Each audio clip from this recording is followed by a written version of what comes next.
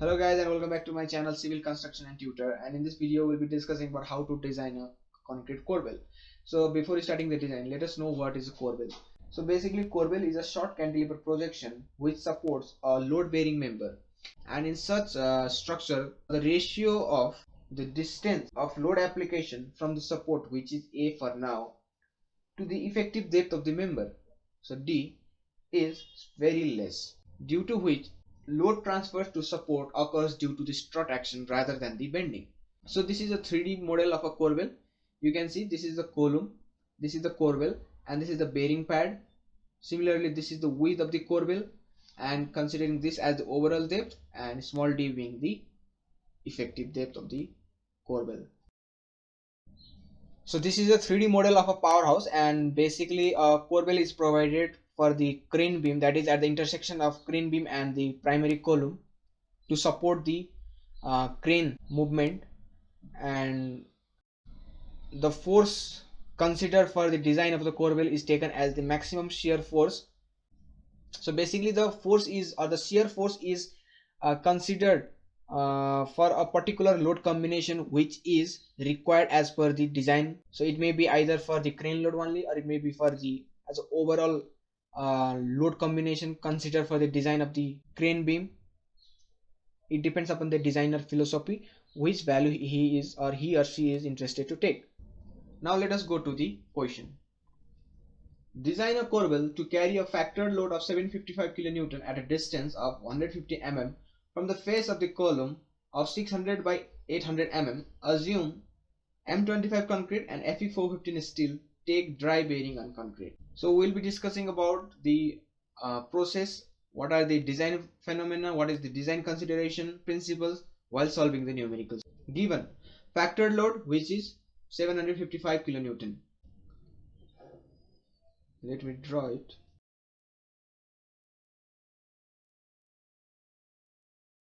So this is somehow a corbel looks, and as per the question, the factored vertical load on the corbel is 755 kN at a distance of 150 mm from the face of the column. So at a distance of 150 mm, the load is being applied, which is 755 kN, which is a factored load. And the column face width, so column face width, if we see it in the plan,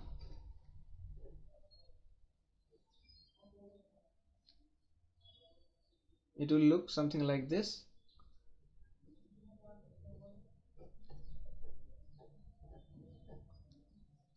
So this width is 600 mm, that is the distance column face width.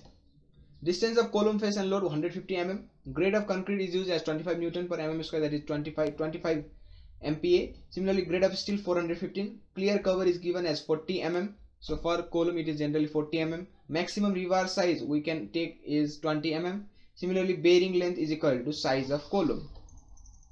So we have to understand the bearing length.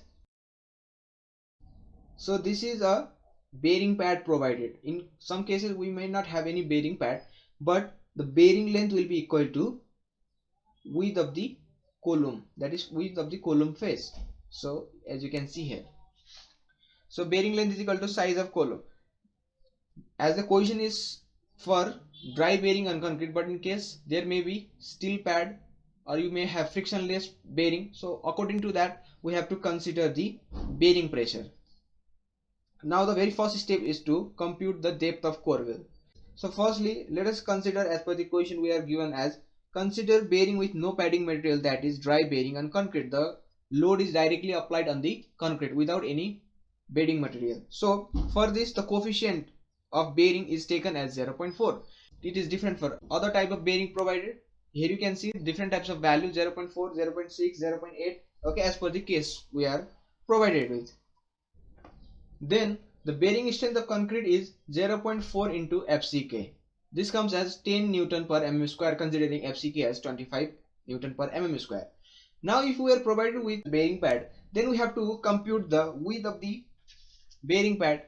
So as we have considered the length of the bearing pad as equal to the width of the column, but we also have to compute this width of the bearing pad. So for which we'll use this bearing strength of concrete, and computing bearing strength of concrete, and as we have the length of the bearing pad and the load, then we can compute the area required for bearing pad, and with the value of B known, we can compute the width of the bearing pad. So for now we don't need, because we are considering dry bearing.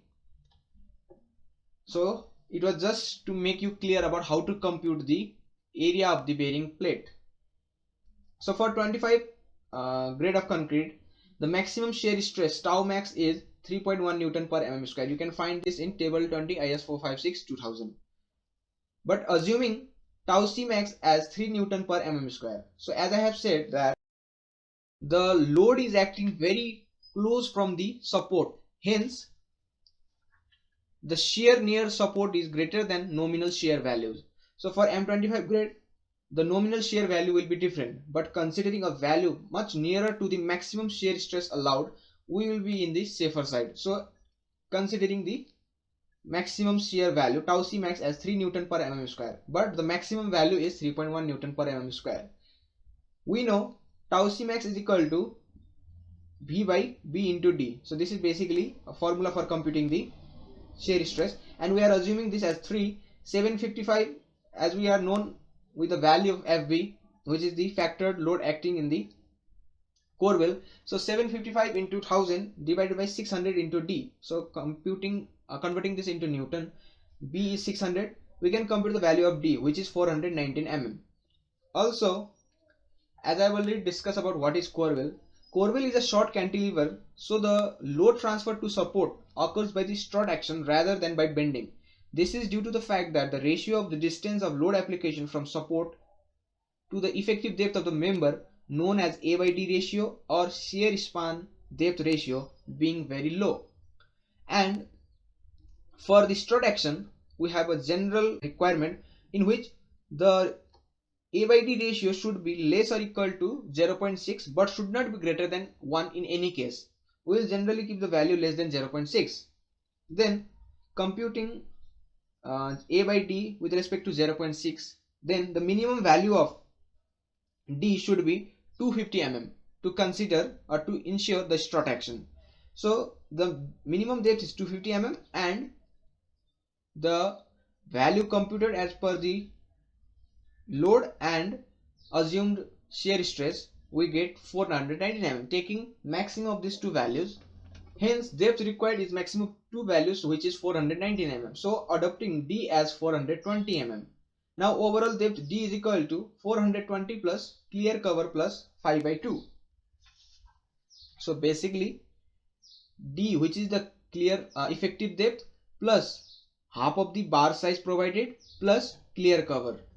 So this comes as 470 mm, as we are considering 20 mm bar. Depth at the face. So we have computed the overall depth. Now we have to consider the depth at the face, and this is taken as half of the overall depth. This is the minimum value that we have to consider. So depth at the face is equal to 470 by 2 is equal to 235 mm. Now is this depth sufficient to ensure strut action? So A by D is equal to A being 150, which is the distance of load from the support, divided by 420, that is the effective depth. This value comes as 0.358, which is less than 0.6. So this is okay, that is it ensures strut action. Now the second step is to determine the lever arm. So this is a simple term that we'll get from the analysis of forces, and I will discuss about this in a short approach. So before that, let us understand what is Z. So basically Z is the lever arm distance, that is the distance from the center of compression to center of the tension steel. So this is a simple figure that I have made. Here you can see D being the effective depth.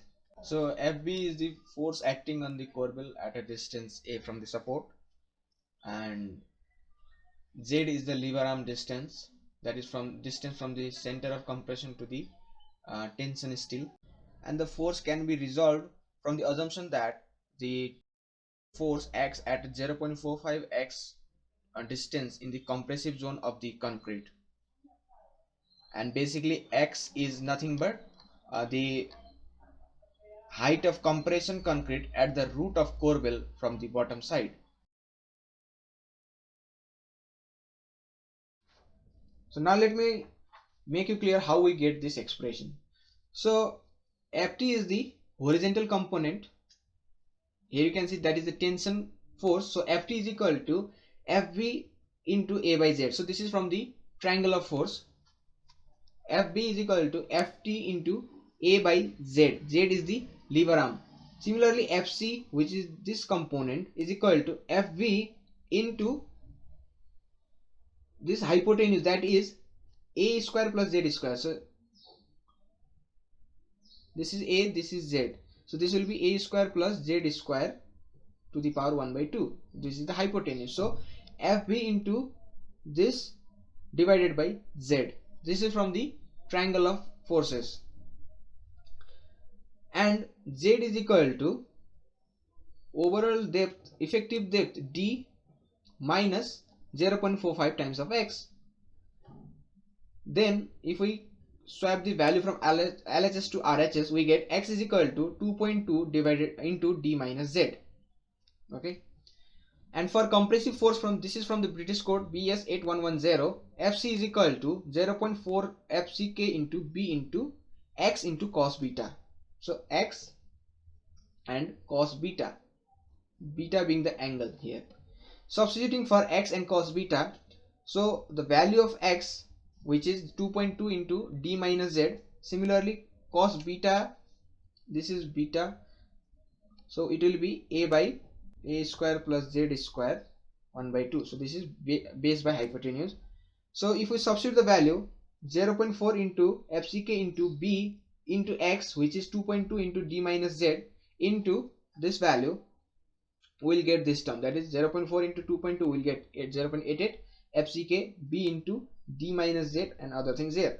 Now if we compute this FC and this FC, we'll get this expression, that is 0.88 FCK into B into D into 1 minus Z by D. So we are just taking common from this value D and Z minus D. So 1 minus Z by D into A into Z is equal to FB A square plus Z square 1 by 2. So this Z comes over here, and by putting 0 FB by 0.88 FCK BD as K and A by D as R, we will get this expression. By simply manipulating the terms, we will get this expression. So I've just tried to make you clear in a shorter approach. It will take a longer time to make you clear about the triangle of forces and other things. So I'm just trying to make you clear about how this value came. Now, as we know, K is just substitution of this value. So FB by 0.88 FCK B into D, substitute the value of FB, which is 755, and substitute other terms, we'll get this as 0.136. Similarly, A by D is equal to R, which we have already computed over here, 0.358. And R by R plus K, substitute the value of R and K, then we'll get this value as 0.724. And as I've already said, Z is the lever arm distance, that is the distance from the center of compression to the center of tension steel. Similarly, we have this term, that is K by R plus K into A by D square. Substitute the value and we'll get this 0.035. So as you can see, Z by D square and Z by D, which is a simply quadratic type. So we have to solve this, and by substituting the value and solving, we'll get Z by D 0.672 and 0.053. So this is basically solving the quadratic equation, and we have to take a value which is more realistic and which is more rational. So Z by D is equal to 0.672. That is the ratio of lever arm to the effective depth. So here you can see this is little bit illogical. So we'll take 0.672. Now lever arm distance Z is equal to 0.672 into D, which is 420. So this comes as 282 mm. Now we have to compute X, and to compute X, either you can use graphical chart or formula, and the formula we have already derived while solving the analysis of forces. So let me start with this value. X is equal to 2.22 into D 1 minus Z by D. So substitute the value, Z we have just computed, this comes as 304 mm. Similarly, for graphical approach, we have this expression, and from this expression we have to compute V by FCK. We know FV, FCK, BD, and we'll get the ratio of V by FCK as 0.119. And for value of V by FCK and A by D, we can compute the value of X by D from graph. Here you can see. Okay. So for B by FCK as 0.119 and A by D as 0.358, we get X by D as 0.723, and we know the value of D, so X is equal to 0.723 into 420. This comes as 304 mm. And for Fe415, XU by D is equal to 0.479. So this is from SP16. So since XU by D is less than X by D, so adequate steel is required in compression zone. That is the conclusion of this comparison. Now the next step is resolution of force, which we have already done while solving the expression, that is the analysis of force. Ft is equal to tension in the horizontal direction due to Fb, that I have already discussed. Minimum force. So minimum tensile force is to be taken as Fb by 2, that is half of the factored vertical load. So 377.5 kilonewton. Similarly, tensile force due to Fb, which is Fb into A by Z, that we have done from the triangle of forces. So here you can see Fb and Ft being the tensile force in the horizontal direction due to the Fb into A by Z. So this comes as 401.34 kilonewton. We'll take maximum of this two value, 401.34 kilonewton. Similarly, additional horizontal force is 0. The question has not given us the additional horizontal force. But in case if we are assuming a bearing pad, then we have to consider certain percentage of vertical force as a horizontal force acting in the Corbel. Now step 4, that is the calculation of reinforcement. So we have just resolved the force. Now we have to calculate reinforcement according to that forces. Firstly, we will compute the tensile rebar. And tensile rebar is basically computed as per IS 456-2000 clause 28.2.1, which says the compatibility of the strain between the strut and tie at the Corvel root should be ensured. So basically the area of the tension steel is computed with respect to the value of stress Fs, which is obtained from the ultimate load condition by using the strain compatibility. So we know epsilon S is equal to epsilon C into D minus X by X. So assuming epsilon C as 0.0035, as the failure strain of concrete is 0.0035. So epsilon S is equal to 0.0035 into 420 minus 304 divided by 304. So this is the height of compression from the root of the Corbel, and this value comes as 0.00134, and stress corresponding to epsilon S is equal to 0.00134. Fs is equal to stress, this is 268.74 Newton per mm square. So this is from SP16. So here you can see stress strain curve for cold steel bars, and similarly in the table A you can find the stress strain, but for strain 0.00144, but we have 0.00134. So this value, the table will not be sufficient, so we have to use the curve. And here you can see that up to this value it is linear, so we can just interpolate the value, and I have computed that value by using the interpolation table. But for now I'll show you how to compute this value using the curve. So here you can see 0.0123 123, so 0.0013 here, and this value coincides up to here, okay, for considering 0.00134. so it should be 268. So this is somehow 268.74. as I have computed this from linear interpolation, so I have got the decimal value as well. Now we can compute AST. So this is the process how we compute the area of steel, considering the tensile force and the stress at the strain level of 0.00134. We don't have any horizontal force, that is Fs, so we will compute the Ft only. So 401.34 into 1000 divided by 268.74. This comes as 1494 Newton per mm square. So this is the area of steel required. Now for this area of steel, the number of bar and the size of the bar is to be considered. Let us assume we will be providing 5 numbers of 20 mm bar, then AST provided is equal to 5 into pi into 20 square by 4. as we have considered maximum bar size as 20, so 1571 Newton per mm square. So this is the area of steel provided, which is greater than that of the area of steel required. It is okay. Now percentage of steel provided, AST by BD into 100%. So we can compute the percentage of steel 0.63.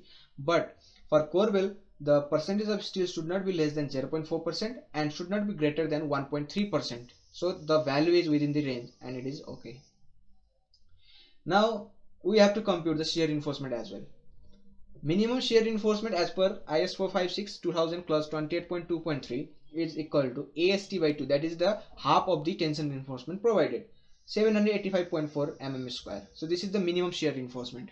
Similarly, now we'll compute or we'll assume 2-legged 512 mm stirrups, that is 2-legged 12 mm stirrups. Then the area of reinforcement will be 2 into pi into 12 square by 4, so that is 226.19 mm square. This is the shear reinforcement that will be providing. And remember, the shear reinforcement, or as we are considering the as a overall strength of the Corbel, that is sum of shear capacity of concrete as well as shear reinforcement, that is capacity of the shear steel. So we'll take sum of these two values.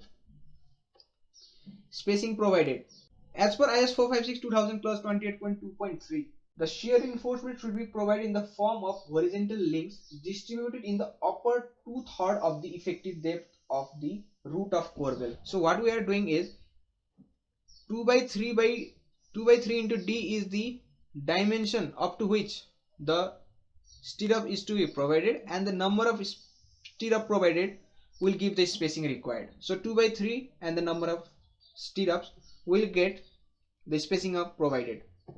So 2 by 3 into 420 by 2, 140 mm. This is the spacing required between two stirrups. So finally, shear strength of concrete for M25 grade and 0.63% steel.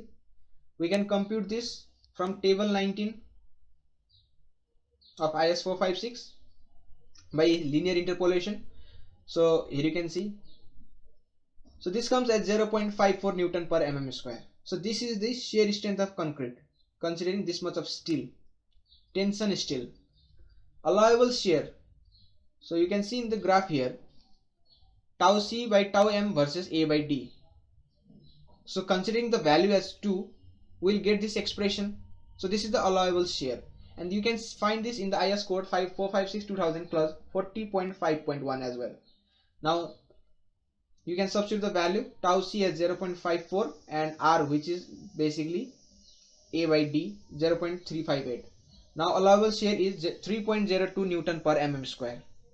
Now shear capacity of concrete is equal to tau M into B into D. So this is the allowable shear into effective area of the section, 3.02 into 600 into 420 divided by 1000, converting this into kilonewton. Basically this is Newton, so converting, and here we get 760.22 kilonewton. So this is the shear capacity of concrete.